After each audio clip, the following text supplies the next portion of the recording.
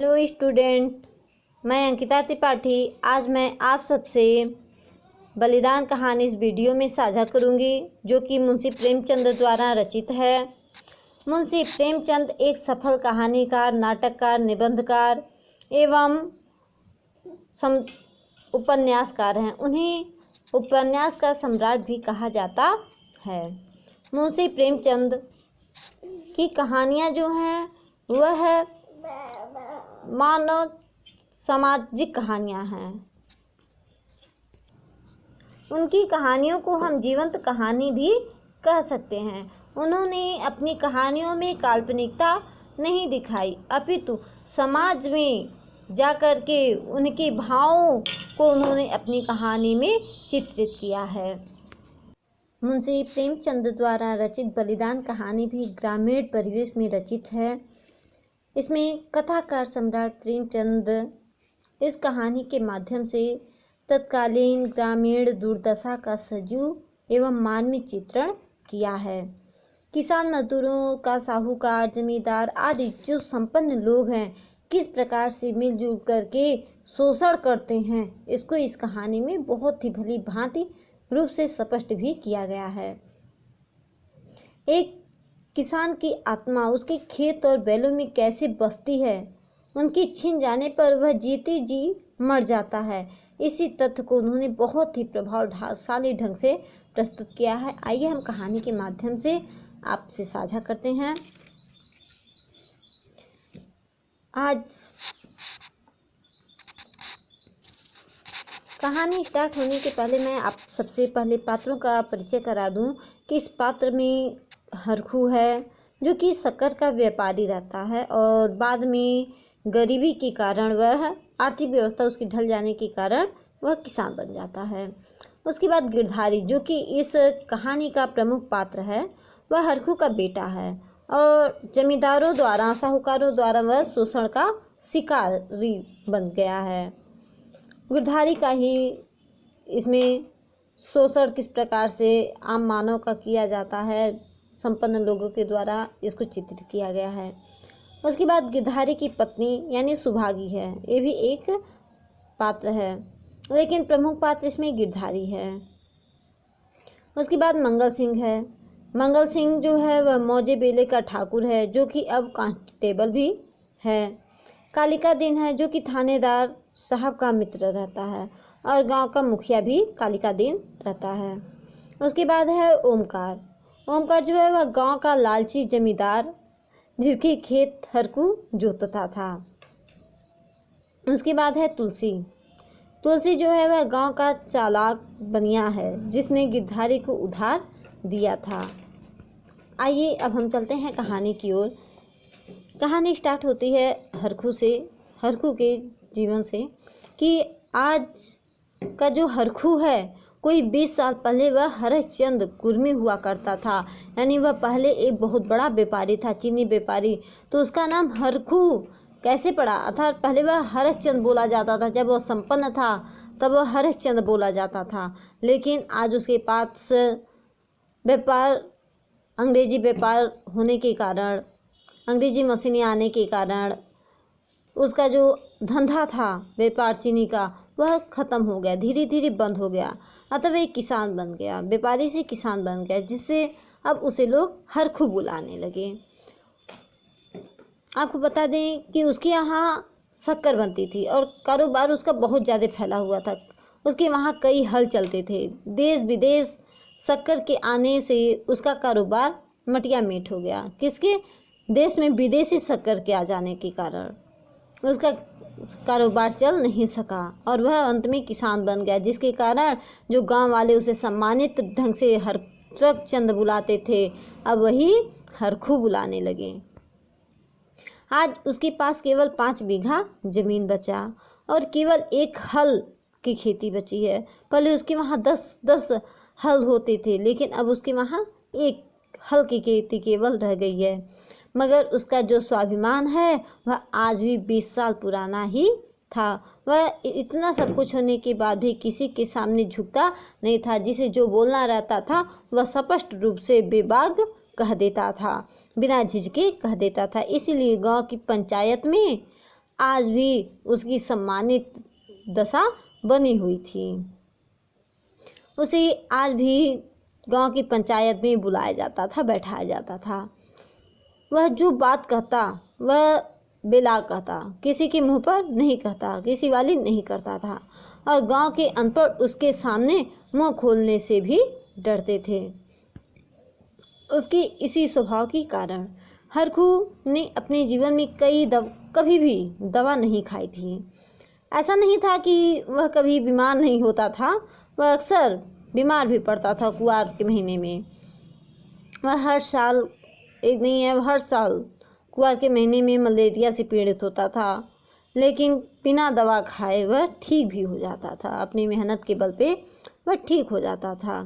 किंतु 10-5 दिन इसी प्रकार से वह एक बार कुआर के महीने में बीमार पड़ा और वह सोचा कि दवा नहीं खाऊंगा, 10-5 साल में मैं 10-5 दिन में चंगा हो जाऊंगा। इस बार वह कार्तिक में बीमार पड़ा। हर बार कुआर में बीमार पड़ता था, लेकिन इस बार वह कार्तिक में बीमार पड़ा और उसने सोचा कि हर साल की तरह मैं 4-5 दिन में ठीक हो जाऊंगा।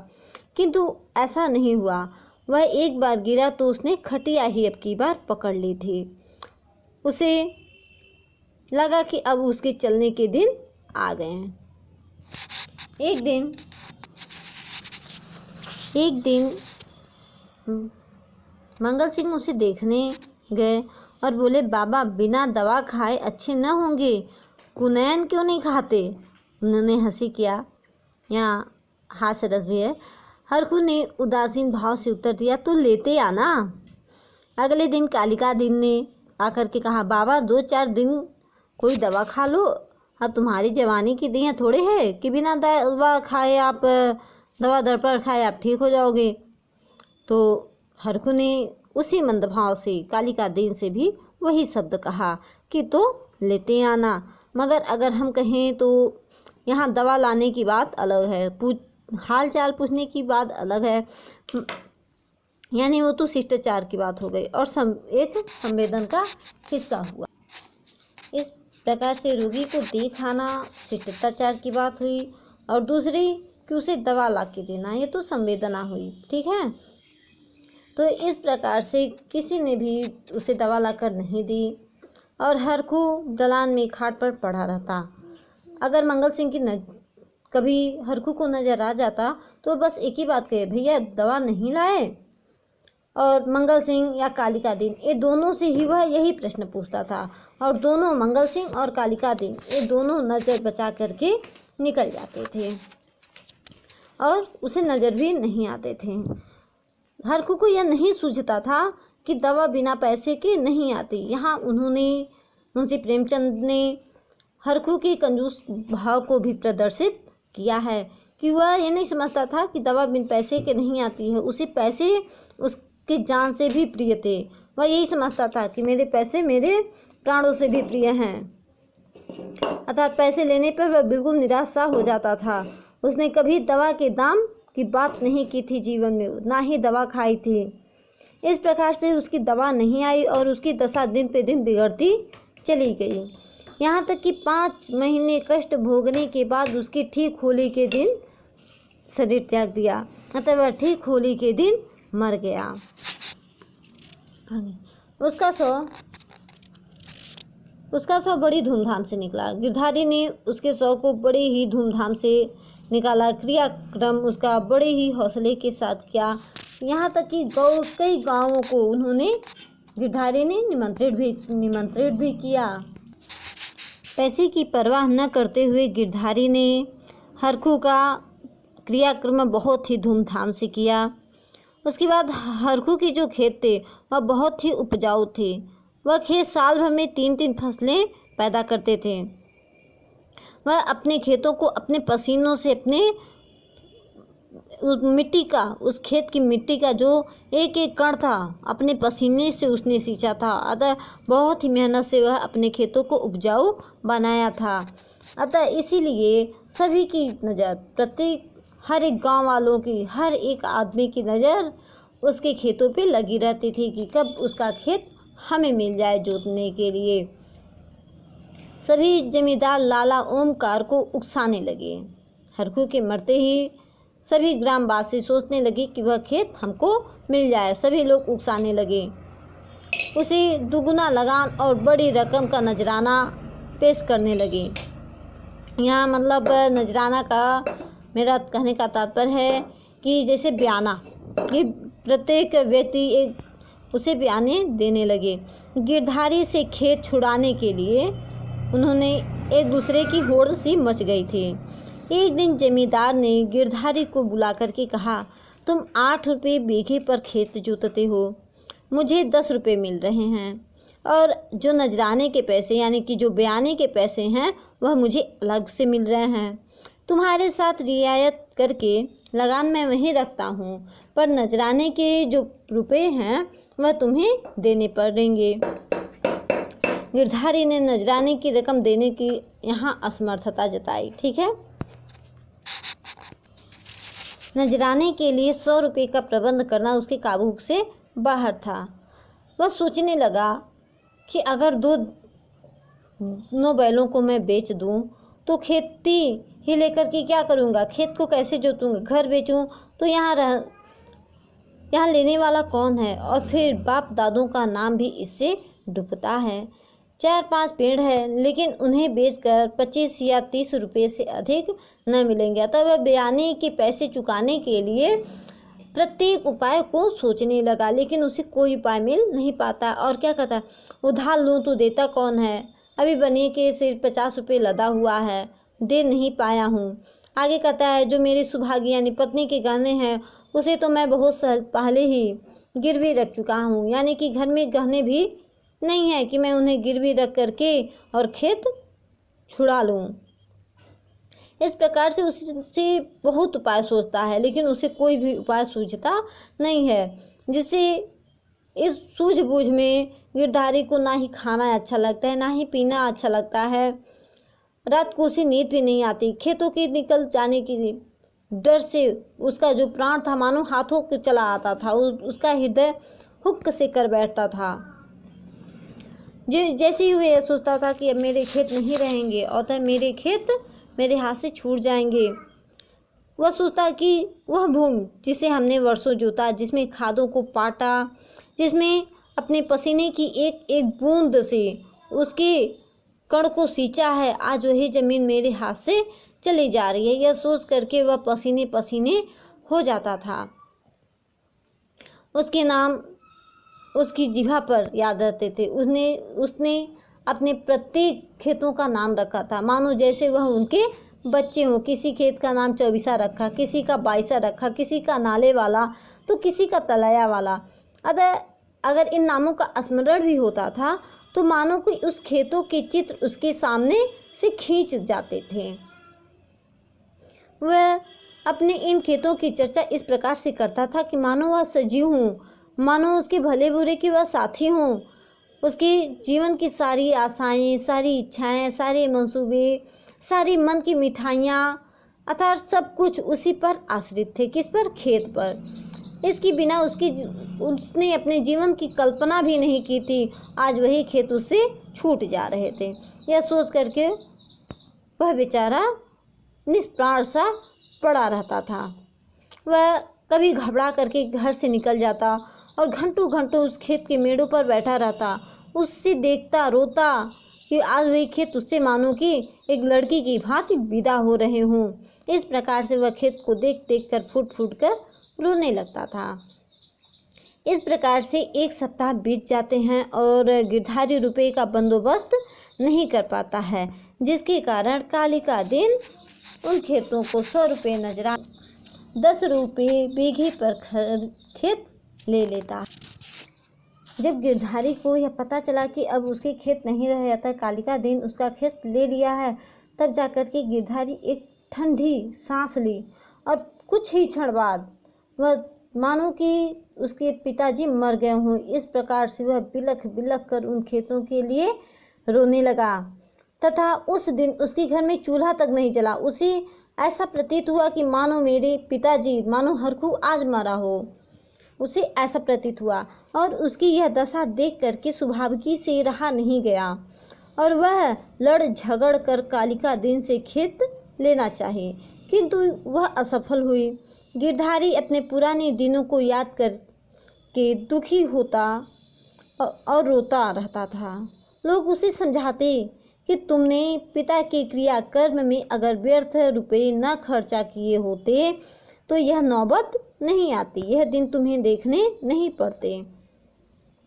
लेकिन यह सुनकर उसे बहुत दुख होता था कि जब उसे लोग कहते थे कि पिता के क्रियाकर्म में इतने पैसे, तो यह कहता था मेरे पिता ने इतना किया, क्या मैं उनके लिए कुछ नहीं कर सकता था।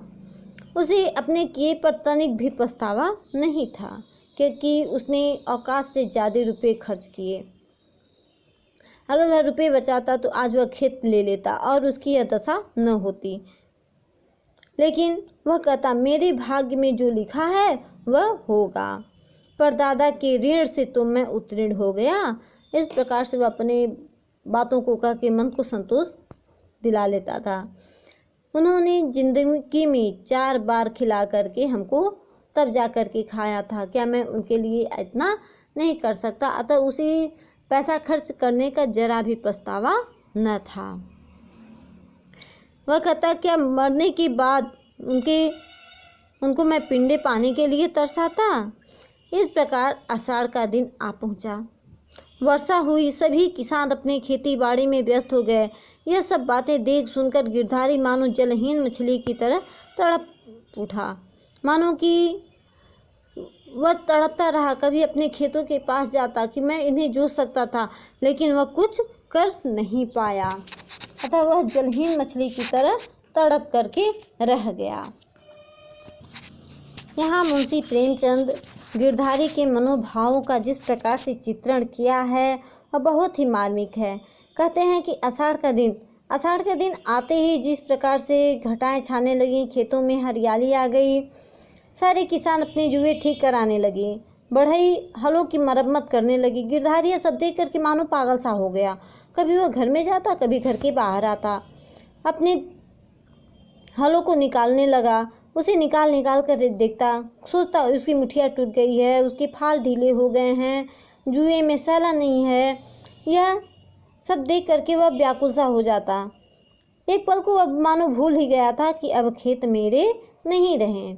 वह दौड़ा दौड़ा बढ़ई के वहाँ जाता है और बोलता है रज्जू बढ़ई से कि मेरा भी हल चलो बना दो। रज्जू उसकी ओर बड़ी ही करुणा भाव से देखता है और फिर अपने काम में लग जाता है।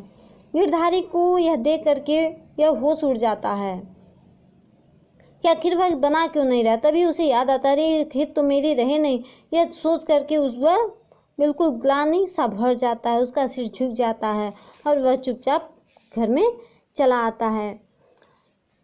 पूरे गांव में हलचल सी मची हुई है। सभी लोग खेत जोतने के लिए अपने हर फार ठीक करवा रहे हैं।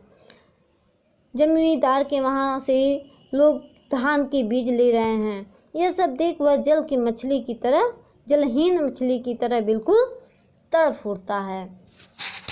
आगे गिरधारी ने अभी तक अपने बैल न बेचे थे। तुलसी बनिए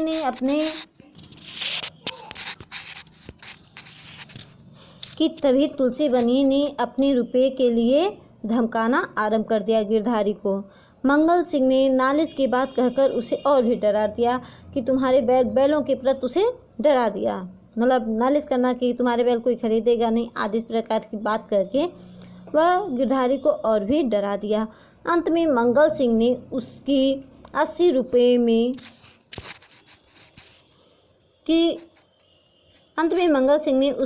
रुपये की जोड़ी का जो बैल था वह 60 रुपये में सौदा करके खरीद लिया। बैलों के चले जाने पर पूरा परिवार मानो फूट फूट के खूब रोया। उस रात को गिरधारी ने कुछ भी नहीं खाया। प्रातःकाल वह बिल्कुल चारपाई पर पड़ा ही रह गया। प्रातः सुभागी चिलम भर करके ले आई तो वह चारपाई पर न था। उसने समझा कि कहीं गए होंगे, लेकिन जब 2-3 घड़ी बीत गए तो वह लौटकर नहीं आया तो सुभागी ने अपना रोना धोना शुरू किया। गांव के लोग जमा हो गए, चारों ओर खोज होने लगी, पर गिरधारी का कहीं भी पता नहीं चला। संध्या के समय सुभागी जब अंधेरा हुआ तो गिरधारी के सिरहाने दिया जला करके रख दी। अचानक सुभागी को आहट मालूम हुई। उसने देखा कि गिरधारी बैलों की नाद के पास सिर झुकाए खड़ा है।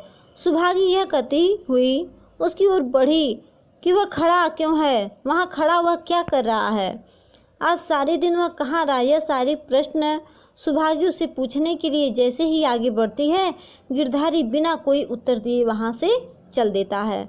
वह पीछे हटने लगता है और जब थोड़ी दूर जाता है तो वहाँ से गायब हो जाता है। सुभागी चिल्लाती है और चिल्ला करके मूर्छित से गिर जाती है। लेकिन अगले दिन कालिका दिन जब अंधेरे अंधेरे खेतों पर हल जोतने पहुंचा सुबह सुबह, तो वहां गिरधारी को खड़ा पाया। वह गिरधारी की ओर बढ़ा तो पीछे हटते हुए कुएं में कूद गया। इस प्रकार कालिका दिन डर कर बैलों को वहीं छोड़कर गांव में आ गया। सारे गांव में शोर मच गया। कालिका दिन की हिम्मत फिर गिरधारी के खेतों की ओर जाने की नहीं हुई। उसने गिरधारी के खेतों से इस्तीफा भी दे दिया। ओमकार के चाहने पर भी उसके खेत अब उठ न सके। आखिर कोई भी उस खेत को खरीदने के लिए तैयार नहीं हुआ। अब गांव के लोग उन खेतों को नाम लेने से भी डरने लगे। इस प्रकार से सारे गांव में शोर मच गया और लोग नाना प्रकार की बातें करने लगे। गिरधारी अनेक प्रकार की कल्पनाएं करने लगी। कालिका दिन को गिरधारी वाले खेत में जाने की हिम्मत भी नहीं अब होने लगी। गिरधारी को गायब हुए 6 महीने बीत चुके थे। असल में गिरधारी जो था वह अपना बलिदान दे चुका था उन खेतों के प्रति। यहाँ पे इसीलिए बलिदान नाम रखा गया कहानी का कि जमींदार आदि के शोषण के कारण उसे अपने प्राणों का बलिदान देना पड़ा और उसी शोषण को उजागर करने के लिए मुंशी प्रेमचंद ने बलिदान नामक कहानी रची है। आगे कहानी पे चलते हैं कि गिरधारी को गायब हुए 6 महीने बीत चुके हैं।